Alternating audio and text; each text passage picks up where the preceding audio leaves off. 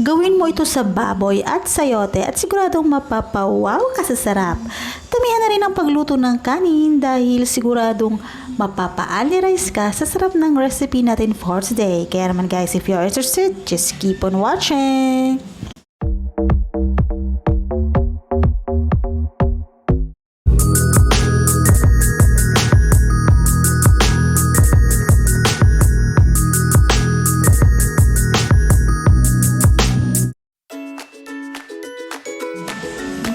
Ginisang baboy with sayote ingredients ay naka-flash po sa inyong mga screens.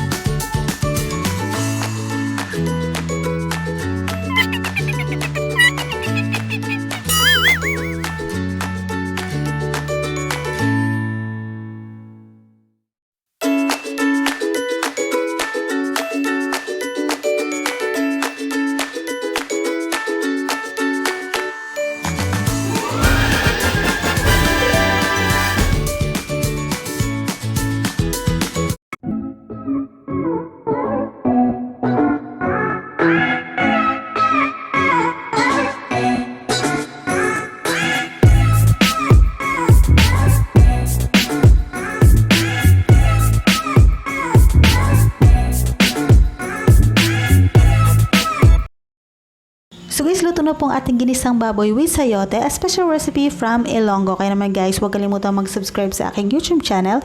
I-hit ang notification bell at select the all. Nang sa ganun ay ma-notify kayo every time mag-upload tayo ng bagong recipe sa ating cooking vlog.